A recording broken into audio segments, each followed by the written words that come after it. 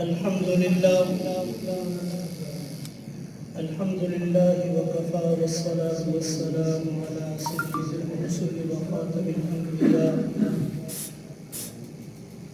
أما بعد، أعوذ بالله من الشيطان الرجيم. بسم الله الرحمن الرحيم. ما يلفظ من قول إلا لديه رقيب عتيد. آمنت بالله صدق الله العظيم وبلغنا رسوله النبي الأمي الكريم ونحن على ذلك لمن الشاهدين والشاكرين والحمد لله رب العالمين.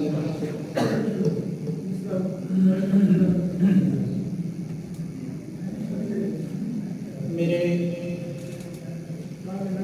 انتہائی قابل صد احترام استاد محترم حضرت مولانا خادم حسین صاحب،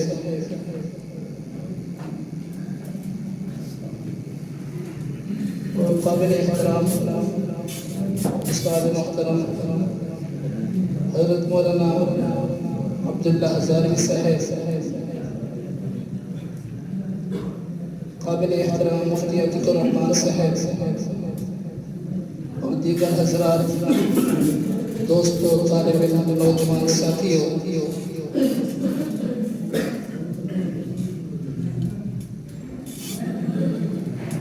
میں نے آپ حضرات کے سامنے قرآن مجید کی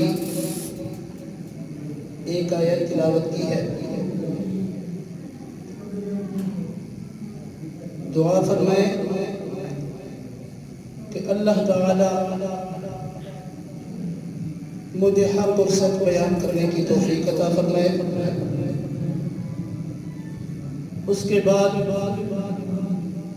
ہم سب کو اس پر عمل کرنے کی توفیق عطا فرمائے. میں اپنے دوستوں سے گزارش یہ کروں گا کہ آپ کی توجہ میری طرف ہو. صرف آپ طالب علم میرے دوست ہیں، ان سے یہ گزارش ہے کہ آپ کی توجہ میری طرف ہو.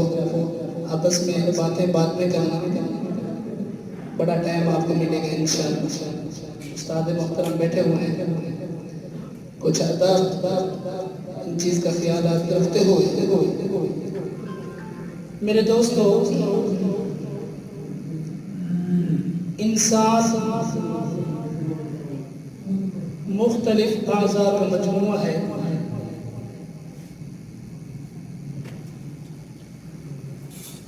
ان اعضاء میں سے ایک عضو انسان کی زبان ہے. اگر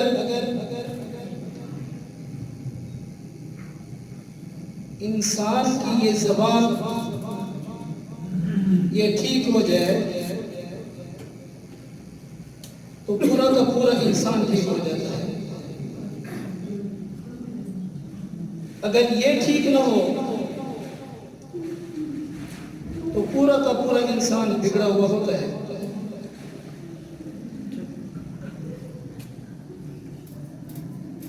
عربی کا ایک قول ہے، النسان جسمہ صغیر و جرمہ کبیر. اس کا جسم تو بہت چھوٹا ہے لیکن اس سے جو جرم ہوتے ہیں وہ بڑے موٹے ہوتے ہیں. اس لیے ہم جب گفتگو کریں یا آپس میں بیٹھ کر بات چیت کر رہے ہوں تو ہمیں سوچ سمجھ کر بولنا چاہیے. اس لیے تو قرآن مجید میں فرمایا گیا ہے نا، ما یلفظ من قول الا لدیہ رقیب عتید. ابھی ہم زبان سے وہ الفاظ ہی ادا نہیں کرتے، لکھنے والے حافظ موجود ہوتے ہیں وہ بالکل تیار بیٹھے ہوتے ہیں.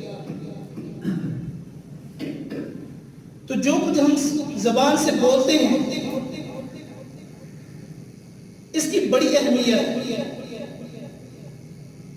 اس کی بڑی قدر و قیمت ہے.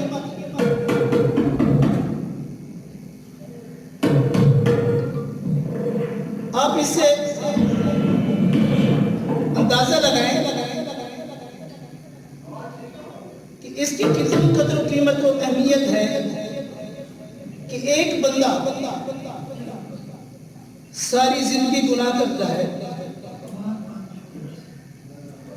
ہاتھ پاؤں اس کے جواب لے جاتے ہیں، بڑھاپا آ جاتا ہے، سر اور داڑھی کے بعد سفید ہو جاتے ہیں، اب کسی گناہ کا بھی نہیں رہتا، لیکن اسی زبان سے سچے دل سے توبہ کرتا ہے اور کلمہ لا الہ الا اللہ محمد رسول اللہ پڑھتا ہے تو اللہ پاک اس کے سارے گناہ معاف کرتا ہے. کتنی قدر و قیمت ہے.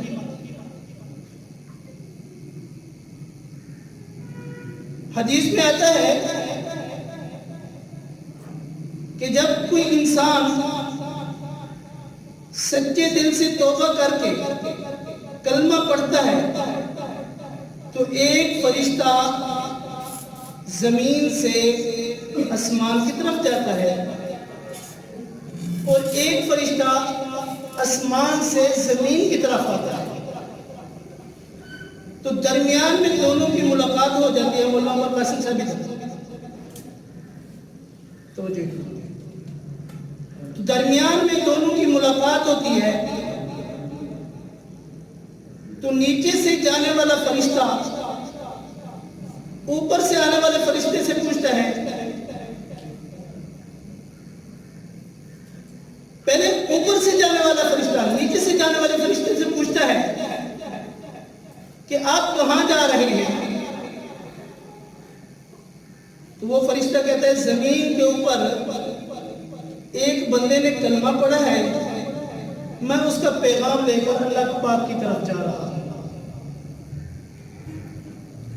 پھر وہ نیچے سے جانے والا فرشتہ اوپر سے آنے والے فرشتے سے پوچھتا ہے کہ آپ کہاں جا رہے ہیں؟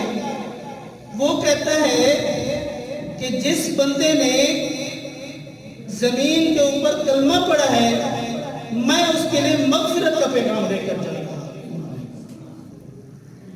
آپ اندازہ لگائیں کہ زبان سے نکلے ہوئے الفاظ کی کتنی قدر ہوتی ہے. باتیں تو بہت زیادہ ہیں. ہمارے استاد محترم موجود ہیں اور میری یہ خواہش ہے مولانا عبداللہ ہزاری صاحب بھی موجود ہیں اور استاد محترم مولانا خادم حسین صاحب، ان کی نصیحتیں ہم سنیں. میں اسی پر اتفاق کرتا ہوں.